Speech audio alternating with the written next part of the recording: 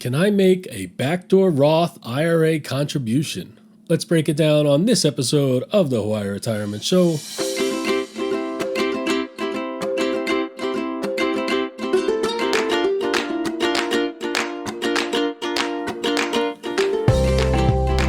All right, welcome everyone. Thanks for tuning into this episode of the Hawaii Retirement Show. Today's episode, we're talking about backdoor Roth IRA contributions.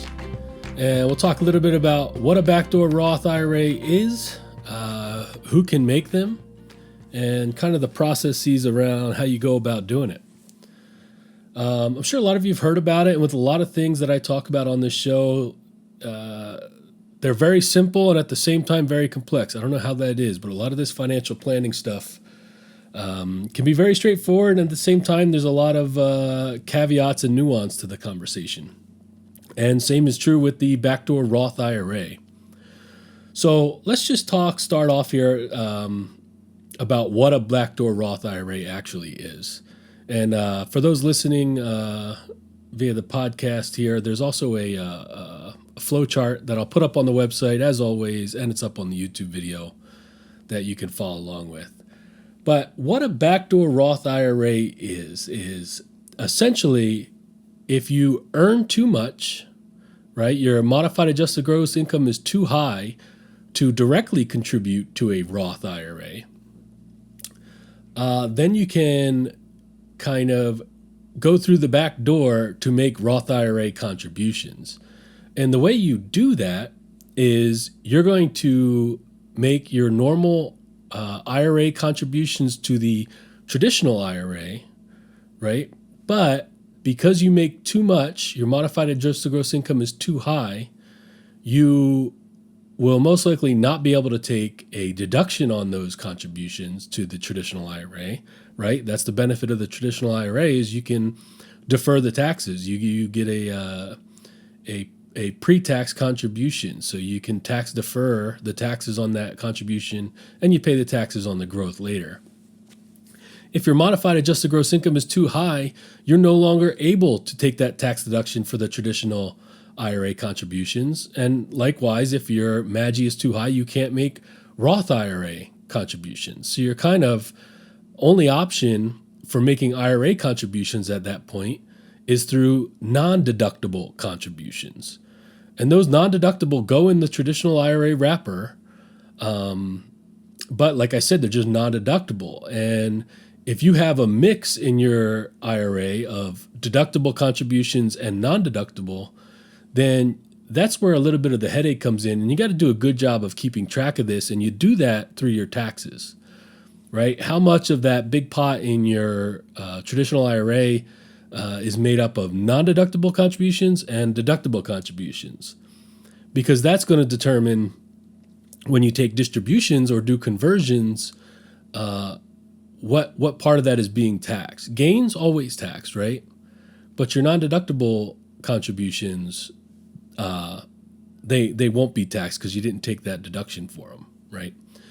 So it can be kind of a big headache as far as record keeping and tracking these. But the most common way it's done is that you won't really have any pre-tax or deductible IRA assets in your IRA. And so you make these non-deductible contributions, and then you do the second step, which is just make a Roth conversion and convert that amount into your Roth IRA. Okay, so you pay the taxes, you made two distinct steps. You made non-deductible contributions to your traditional IRA, and then you made a Roth conversion. Okay, something to consider here.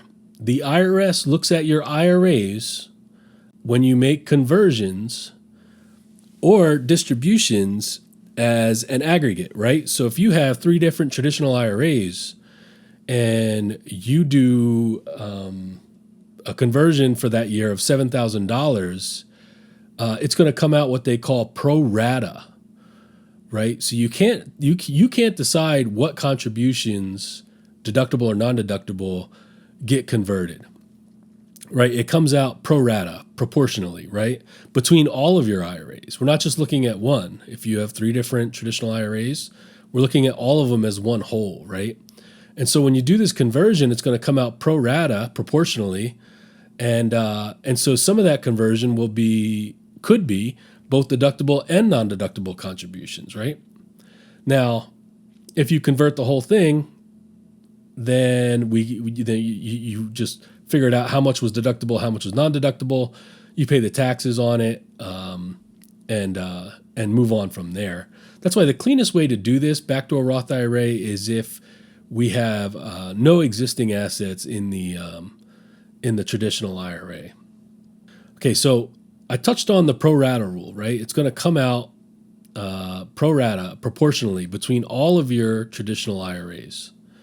I will say the normal IRA limits hold up here. You can't, if you're going to do a backdoor Roth IRA, you still can only contribute the maximum for the year, which is the $7,000, or, you get the catch-up contributions, the extra $1,000 there, as far as making non-deductible contributions to then convert to the Roth IRA.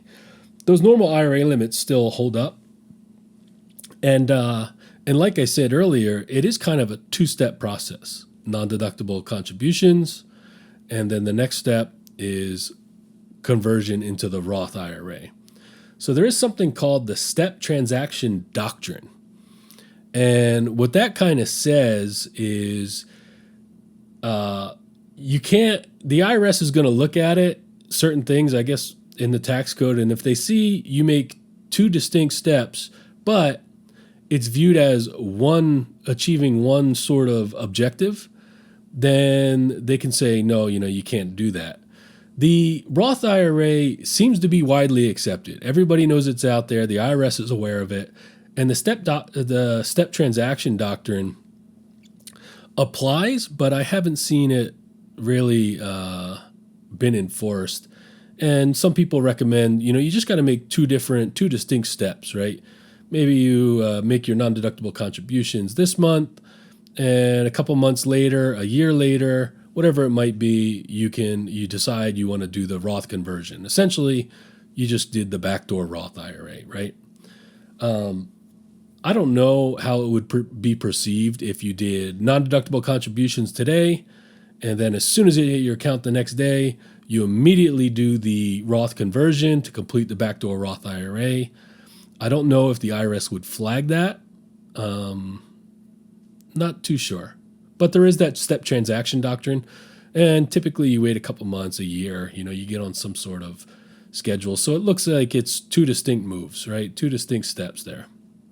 But again, this is widely used. It's widely used out there. If the IRS were to crack down on this step transaction doctrine, it would impact so many people. I can't foresee that happening, but it is a possibility. This is not legal, tax, or financial advice, right? Consult your tax advisor. So I will say I did an episode on Roth IRAs, and I think I touched on the 5-year rule for Roth conversions. And the 5-year rule for Roth conversions still hold up, right? And there's a 5-year rule for Roth IRA contributions. You have to have the money in there for 5 years. And you can go back and listen to that if you want to brush up on that. But there is a 5-year rule for Roth conversions. And then lastly, you have to decide, is it worth it? The backdoor Roth IRA, I think, it sounds good. It sounds like you're getting one up on the man here. You're making this backdoor Roth IRA contribution, squirreling away more money into that Roth IRA. And it does make a lot of sense. I would say, if you're not maxing out your employer TSP, 401k, Roth, availability, then that might be an easier route. I mean, less headache. Unless you really dislike the investments in your employer-sponsored retirement plan. But I guess if you're maxing out your employer retirement accounts, you and your spouse, if you are married, and you want to squirrel away a little more money, and you can make these non-deductible contributions, and you want to get that money converted into Roth, then yeah, the backdoor Roth IRA might be a good deal for you. Let's see here. What else didn't I touch on? Yeah, obviously you're not doing the backdoor Roth IRA if you can just directly contribute to a Roth IRA. That should go without saying here. But I think that about wraps us up here. I'll post this flow chart entitled "Can I Make a Backdoor Roth IRA Contribution?" The Hawaii Retirement Show resource here. I'll post that on the website. It'll be up on the YouTube. And as always, if there's anything in particular you'd like me to talk about on the show, email it over to aloha@hawaiiretirementshow.com, and I'll catch everyone on the next one.